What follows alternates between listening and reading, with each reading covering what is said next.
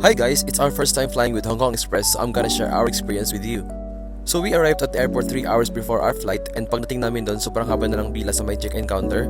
So tip lang guys, mag-check-in na kayo online, andun na kayo pumila sa may online check-in, mas mabilis yung pila doon. So our check-in only took around 5 minutes, and also strict din sila sa baggage guys, so tinitimbang talaga yung mga hand carry ninyo.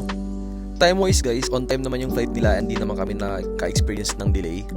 So since low-cost airline nga ito, so expect nyo na walang kasamang in-flight meal sa may ticket ninyo, so you have to book separate for that.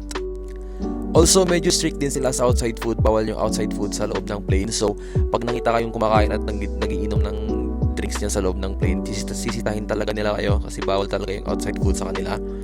So the plane itself, very basic din naman like the other low-cost airlines, and meron din silang mga online magazine and online like brochure to check on like their menu and all the things na binibenta nila sa onboard. So since low cost airline nga siya, so nag-expect na ako na medyo punuan yung plane. Like wala akong nakitang bakante na seats, all the seats are occupied. So we got our ticket for only 5,000 plus pesos, round trip na siya. But mind you guys, hindi kasama yung check-in baggage ninyo, so you have to pay additional for the check-in baggage. And sobrang mahal ng check-in baggage nila, so hindi ko siya recommended kung marami kayong dala na gamit. In our case, meron kaming dalawang check-in baggage, isang 20 kilos and isang 32 kilos. So nag-add na lang ako ng extra baggage sa kanilang online website. I'm gonna show you the prices ng kanilang mga check-in baggage. Ayan, yung 20 kilos nila is nasa 3,000 pesos and yung 32 kilos nila is nasa 4,100 pesos. Ayan, chinek ko rin yung loob ng CR nila, sakto lang din pang isang tao.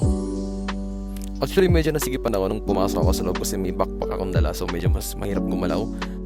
Kompleto naman yung CR nila, meron ding sink na maliit, meron ding hand wash at may tissue rin sila. After more than 2 hours, nasa Hong Kong airport na kami. By the way, pag-land pala namin is hindi connected sa airport mismo yung plane, so kailangan nyo pa sumakay ng shuttle bus papunta sa may arrivals ng airport. So kapag nakaupo kayo sa may likuran ng plane, so wag na muna kayo tumayo kasi aantayin nyo pang bumalik yung shuttle bus na nagatid ng first batch ng mga pasahero. So ayun, naging smooth naman yung experience namin. If you would ask me if marirecommend ko ba tong airline na to, yes, marirecommend ko siya kung light packer lang kayo and hand carry lang yung dala nyo. Pero kung marami kayong dala and need nyo ng check-in baggage, hindi ko siya marirecommend kasi mahal nga yung additional ng check-in baggage nila. Much better mag-book na lang kayo sa ibang airline. Yun lang, salamat!